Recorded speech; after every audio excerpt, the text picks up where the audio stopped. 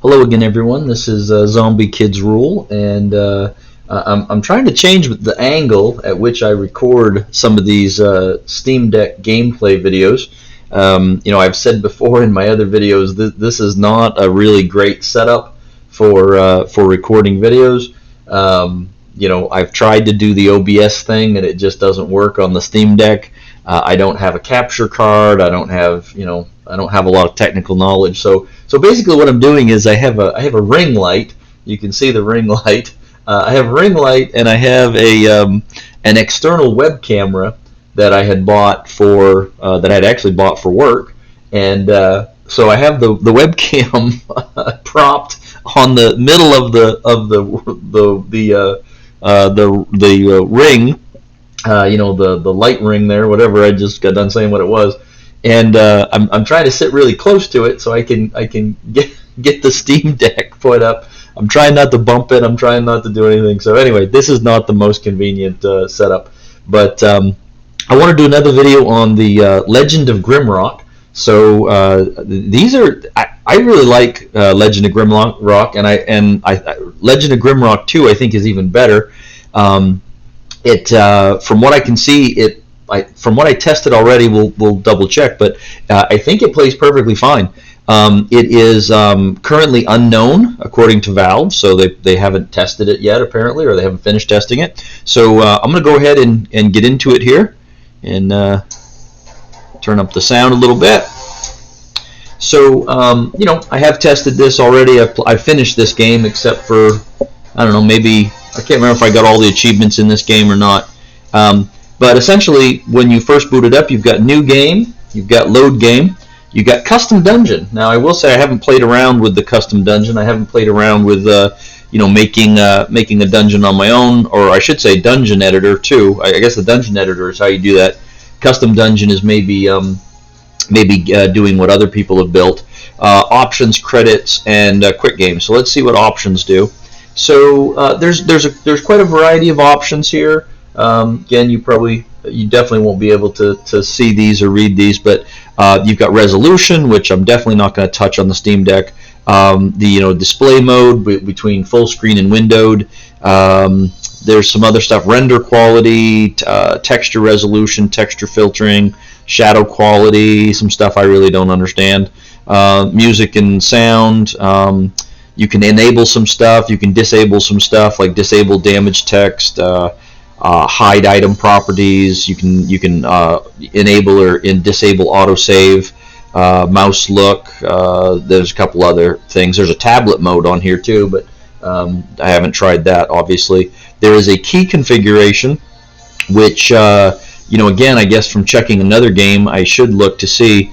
In theory, supposedly, you can move forward, move backwards, strafe left, strafe right, which would mean sidestepping, essentially. Turn left, turn right, which I use all the time. You can rest, you can show the map, you can pull up the character sheets, and then you basically have quick save, quick load. So there's not a lot of keys that you use, other than, say, for instance, the mouse. So that's pretty much it for the settings. I am going to start a new game. When you do that, you can set your difficulty level. I think it's easy, normal, and probably hard. You can check off to create your own characters, or you can do your own. This has an import button, which is interesting. Import characters from an existing save game. This option is only available when playing a user-created dungeon. So basically, you can take characters that you previously had and put them into another dungeon that was created by somebody else. You can also do old school mode. So this is a newer game, but they want to make themselves look like an old school game. Turns off auto mapping completely. You're supposed to draw your own maps. You can't change this once you get going. So yeah, most of the games I started with, no such thing as auto mapping. So I'm going to go ahead and click off Create Characters. And when you get in here, you have a variety of options. You can have 4 characters. You can name. So I guess we're going to test this. Now the nice thing about this is you can generate a name. So if the essentially if the Steam X button doesn't work, then you could just generate a name and you wouldn't have to worry about it. So let's see if the Steam X button works. It does, so that's kind of cool. Let's go, yep, I can backspace, and I'm going to go ahead and do my typical zombie here. There's a story behind that. There's a story behind my username, Zombie Kids Rules, but it's not a big deal. That's not important. So the text on-screen keyboard does work. Steam X looks like it's pulling it up. You can generate a name instead. You can pick 4 races: human, minotaur, lizard man, or insectoid. And you have basically 3 classes: fighter, mage, or rogue. You've got your health, your energy, you've got strength, dexterity, vitality, willpower, so you only have 4 attributes.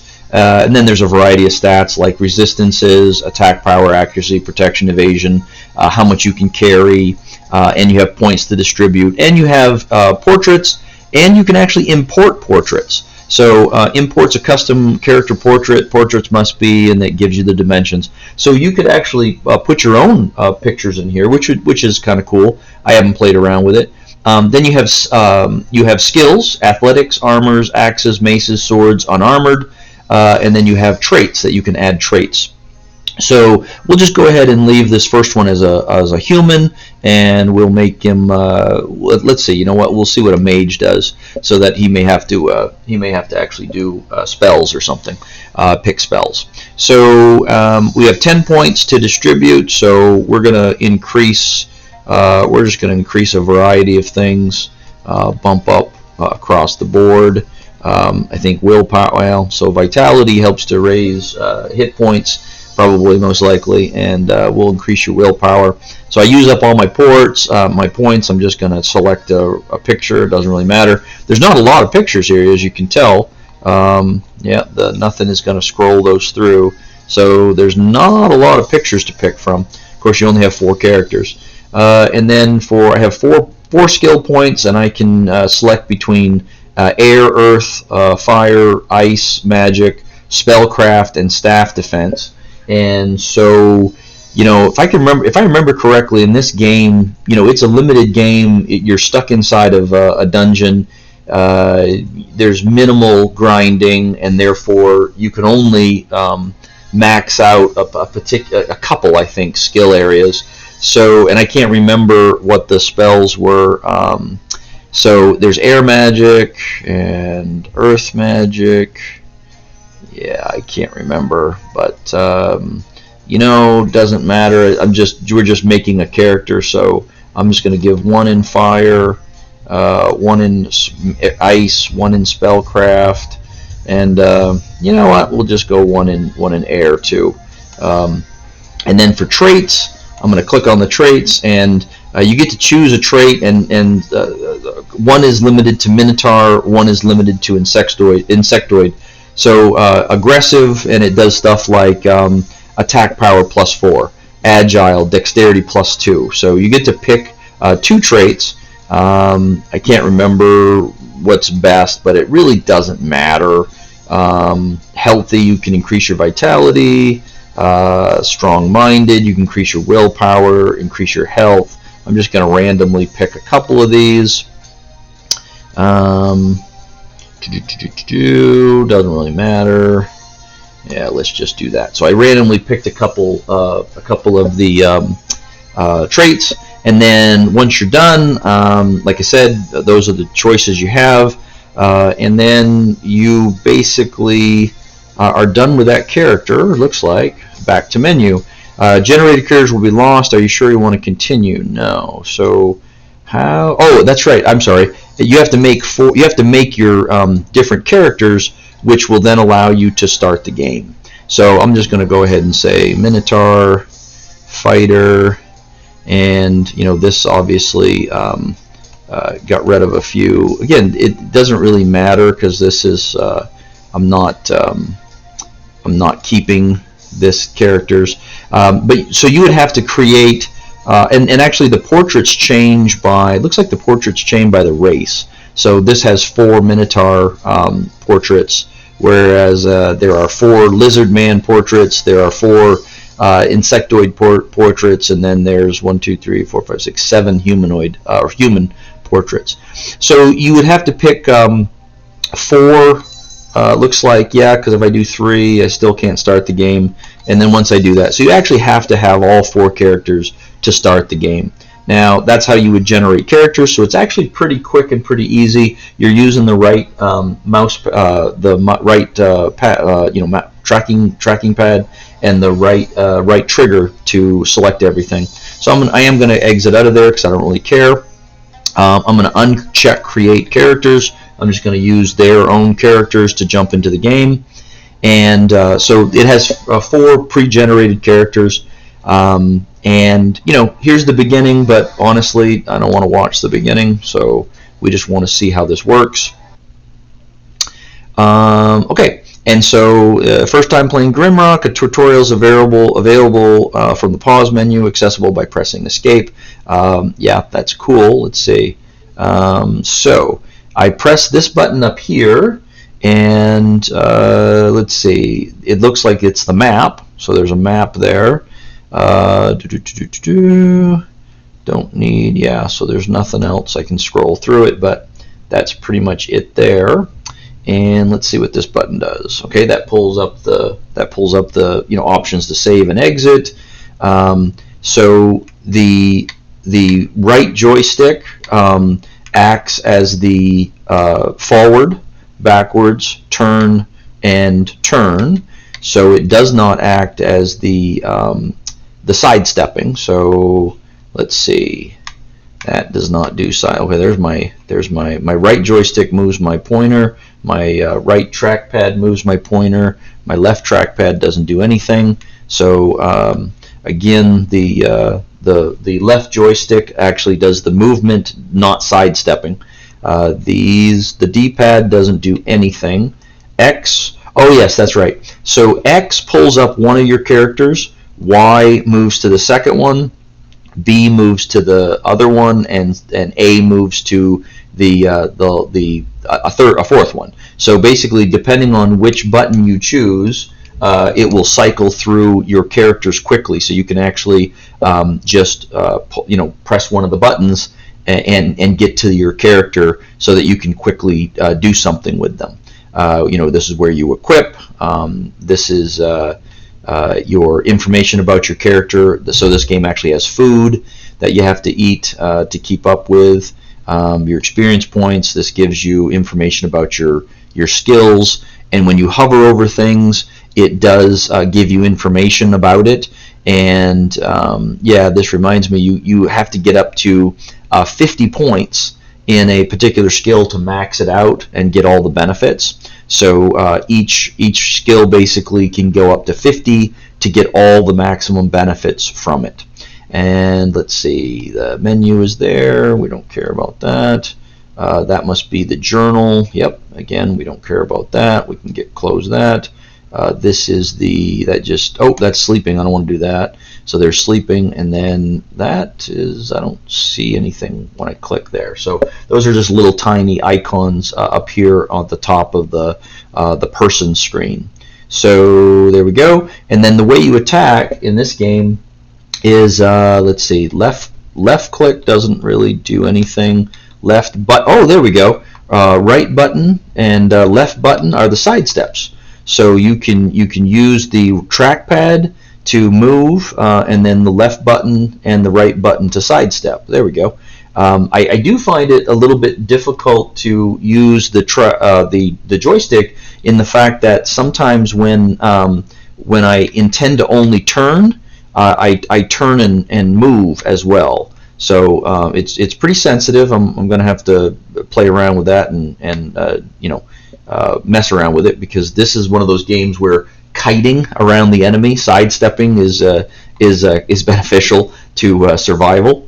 Let's see. Oh, look at that. So that was R3, and then L3, and so that's funny. And then I pressed L4 and it saved the game. So that's interesting. L3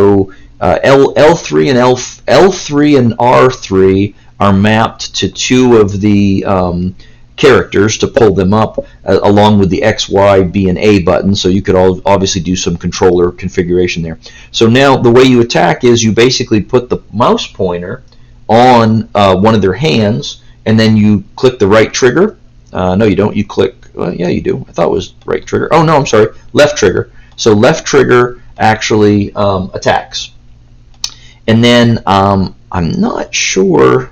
I can't remember how to cast spells. I think you have to draw a spell using these little icons down here. And so I think you have to find spells to actually be able to put in there. I can't remember. It's been a while since I played this game.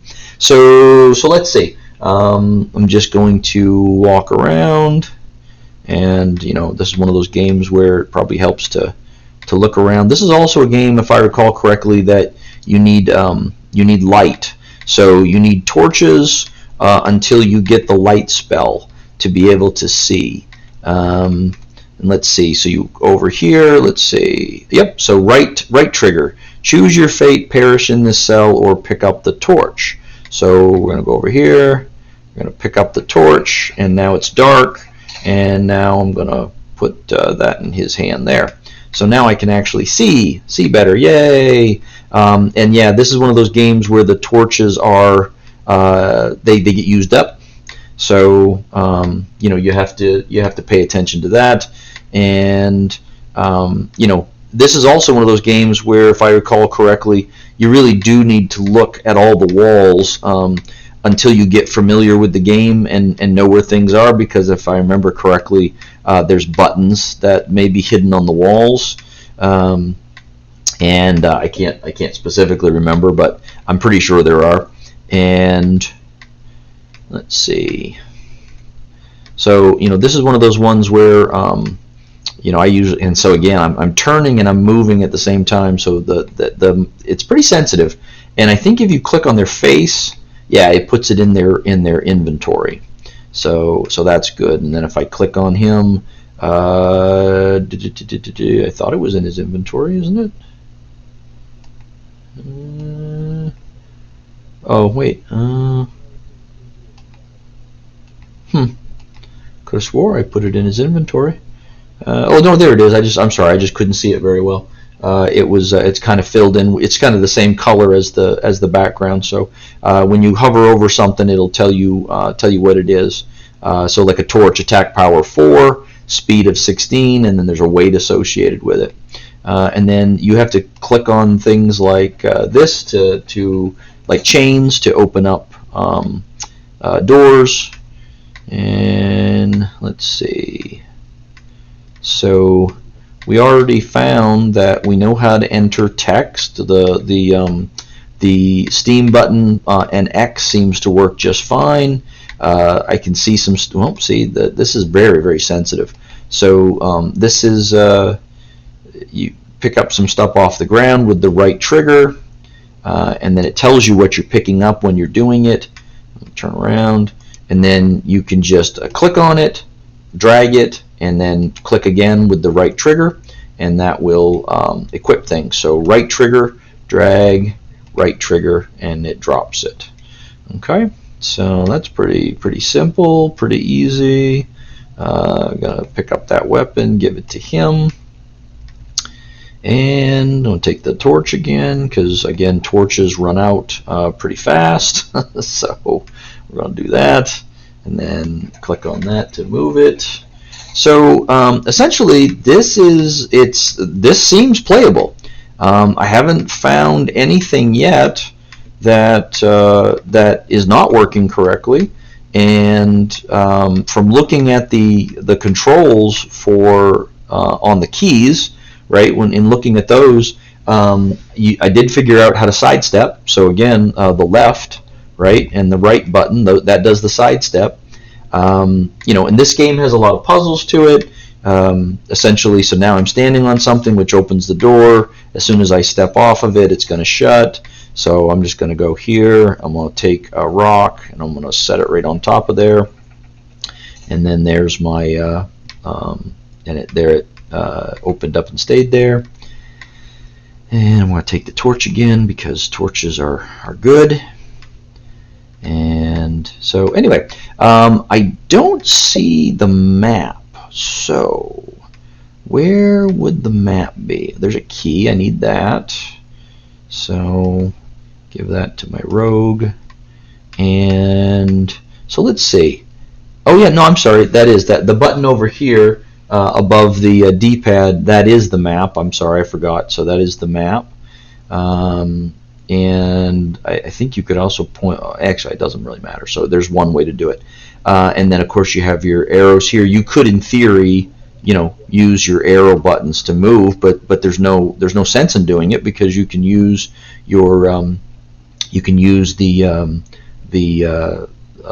the right joystick, and then the left arrow, the left button, and the right button to sidestep, and then again you use the left trigger to actually attack. So I'm used to using the right trigger to attack, so that's a little bit weird. But again, I'm sure you could remap things, right? So haven't run across any monsters here on the first level. It's actually pretty quiet on level 1 to just get you familiar with the controls and moving around. Give this guy a rock so that he can actually throw something, because I haven't found much in the way of weapons yet. So this game also has very limited, well, I wouldn't say very limited, but it does have limited resources, and I don't know how to cast spells yet. If I go here, I really wish I could remember. Let's see. So I guess you just you right click on these and then press the cast, and then if it's not a real spell, it's not going to work. So you kind of have to know the formula, if you will, for the spell. And let's see how we're going to use this. We're going to pick up the key, click on it. There we go. And so that's how you do that.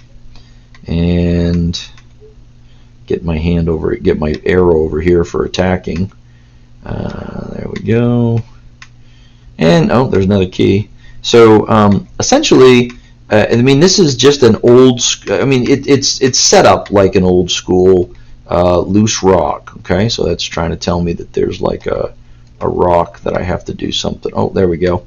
Just right there. Pretty sure that is. It's probably hard. You probably can't see it on the video, but I'm pretty sure that there's a rock right there that I have to push. So I'm going to go ahead and take more of the things. And sure enough, I'm going to go ahead and click that, and there it is. There's my secret passage. I'm going to go in here, got my key, and that was the game's way of just saying, hey, by the way, you're going to have to watch the walls for things like secret buttons to open things. And then, so pretty much that's it. I mean, I would like to show combat, so let's see if I can get there. If I recall correctly, like I said, it is pretty quiet in the first dungeon or the first level. I think it's pretty low. What is that?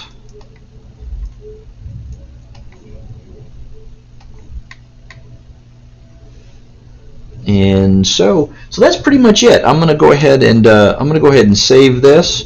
And actually, no, I'm not going to save it. I'm just going to exit, because I don't really matter.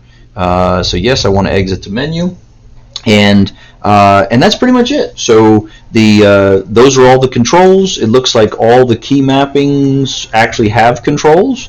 So as far as I can tell, I think this is not only playable, it might actually be verified. I'm not quite sure, but as far as I can tell, it works pretty good. So anyway, once again, I hope this helps people. That was Grimrock. If these videos are helpful to you, please like, subscribe, get notifications, and leave comments. And again, have a great night. Someone's calling me, so I gotta pick up my phone. Thank you, folks. Have a nice night.